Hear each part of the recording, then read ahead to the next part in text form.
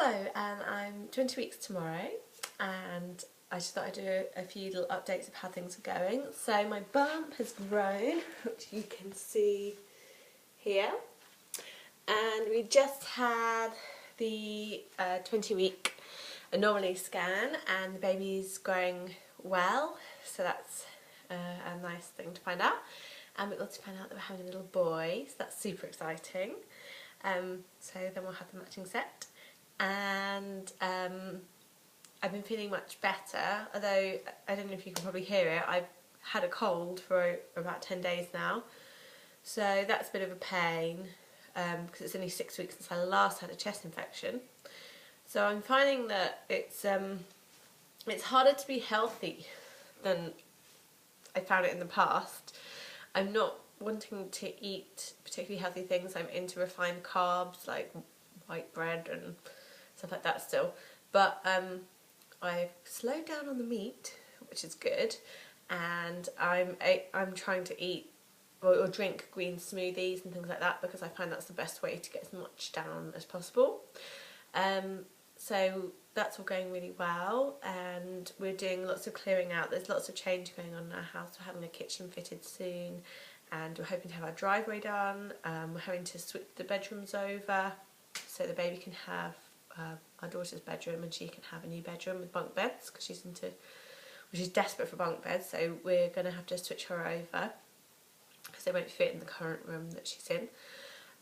So that's all very exciting. I got diagnosed with Strep B through a test that apparently hadn't worked, so I was a bit confused about that, and it threw me into a tailspin for a short while because they said, well, we recommend that you go to hospital, and due to the speed of my last labour, which was 3 hours, and it would have been 2 if I didn't like the last bit, so I dragged it out to 3 hours. It would have been 2 hours, and I don't think I could have got to hospital. They said to me that you probably wouldn't have been able to. I couldn't walk, I couldn't speak, I was in such shock, and they said that it's likely to be like that again. So I was a bit confused about how they'd said you definitely are wise to want a home birth the second time, and then the next appointment to say, no, actually we decided you got Strep B and it's not recommended, and we can put that you declined our advice if you want to go ahead with a home birth. But then I did some research, and I looked at all the statistics because a lot of the stuff online is American and there's a much higher incidence of Strep B. And basically what Strep B can mean is 1 in 5 people have it anyway and it doesn't affect them. But what it can affect is if the baby gets infected with it as it's born, it can get like meningitis and things like that very quickly within the first few hours after it's born. So it is a pretty serious thing, and it can die.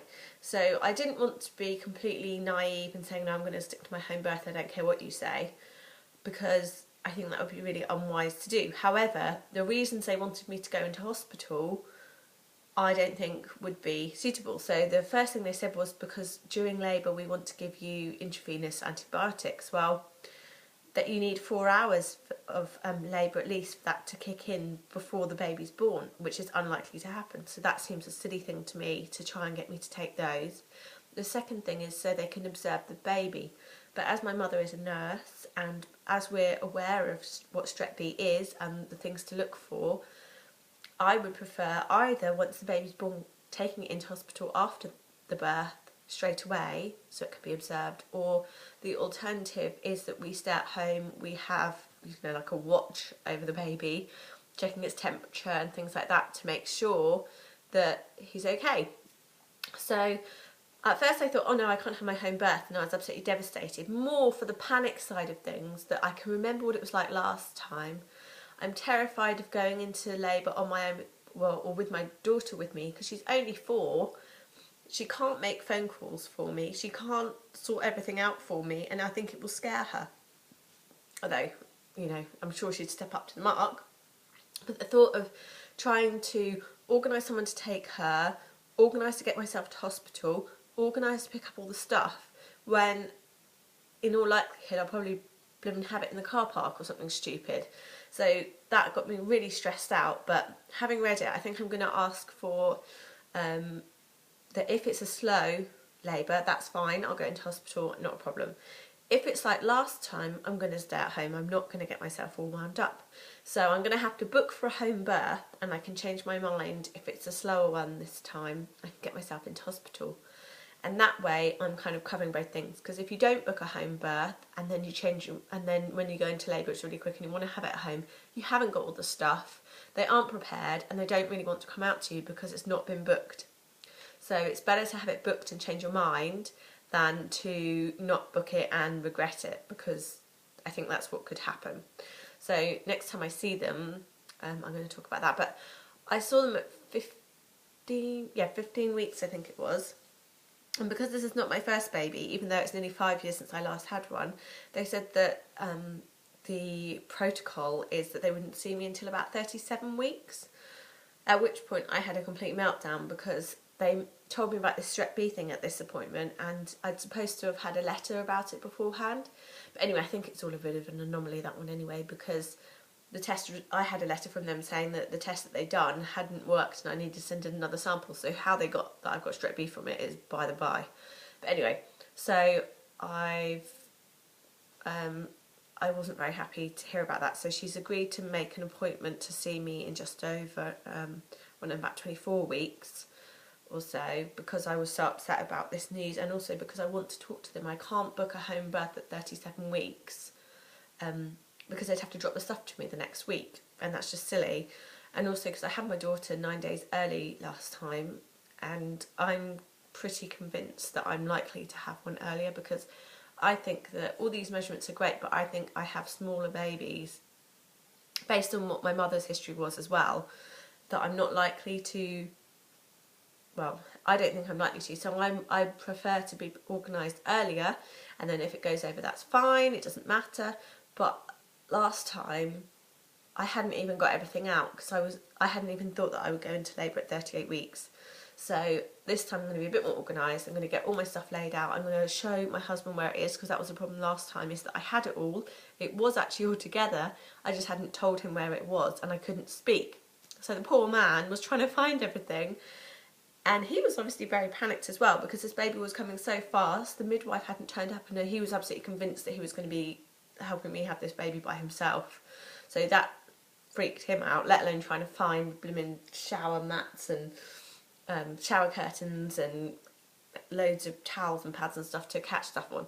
So yeah, I think that it will be better this time, because the other problem that we had when we were talking about whether to go to hospital or not is I said to him, well, you know, last time, could you imagine trying to get me into the car and take me to hospital? And he said, well, no, because you couldn't walk across the hall to go to the toilet. And I said, well, no, that's what I mean. I just don't see it as being particularly practical. So yeah, I think I'll be a little bit more organised. I'm not going to bother with the pool because there wasn't time to even get it out of the box last time, and so we returned it. So we're not having a pool, and the thing I really want is gas and air, because in my panic-stricken state it seemed to make me feel better. I'm not entirely sure it even worked, but it made me feel like it was working, if you know what I mean. So I think it was a bit of a placebo, but who cares, because they could have been pumping out fresh air to me and I probably would have believed them. So I'd like to do that, and we've just got to get organised on that front. So I'm looking forward to seeing the midwife again in May, so that so in just over a month's time, or just under a month's time, so that I can discuss that with her, so that it's not going to be left to the last minute. And also the other thing I did was request a second Strep B test, which I've not heard anything back about, so, and it's been nearly a month since I've taken that test, so I don't actually know what's happened with that. And when I asked them to look it up for me today when I had my scan, they wanted me to wait for a midwife, and I said, but I just want to know, positive or negative, you don't need to counsel me, I know exactly what's going on, I just want to know, because I'm not 100% convinced that I have got it, because I think they must have mixed up our samples, having them sent me a letter saying that they made an error in the lab, which as far as I understand means they dropped it, the sample, so they need another one. So how did they get that test result? Anyway, so that's all good. So now that we know that it's a boy, we can get a bit more cleared out, because there's some stuff like that she was a bit big for, but then I thought, well, I'm pregnant, maybe I'll just keep it now, because I got rid of so much stuff And I'm now on the hunt for pretty much everything. I've got a cot, and I've got a play mat, and I've got a bumbo. I found a box of baby toys that were like her special baby toys, so we'll just use those again. But I got rid of all the newborn toys, clothes. I got rid of all the nappies, but I bought those on eBay. They were an absolute bargain. I got them for 25% of the normal retail price, and the bundle came and less than half the nappy wraps had even been used. So that was the Bambino Mio ones, which are like little plastic outsides, and then you put the pre-fold things inside, so when they're wet you just pull out the inside and put a new one in, unless it gets really grubby then you get a clean nappy. So I'm hoping that we can try using those from the beginning. Maybe what we did last time was that we used washable nappies at daytime things, and then we used the throwaway disposable kind at night, and also when she went to her childminder, because the childminder had enough to carry around with more than one child with them, and to ask her to carry dirty nappies around I felt was a bit unreasonable. And she was quite relieved when we said that. So yeah, we've got the nappies, and what else have I got? Oh, I've got a bouncer lined up, baby bouncer. But I am a little bit panicky because I really want to buy stuff now for the baby, but then I still feel like it's a bit early and it's a bit too soon to get too excited.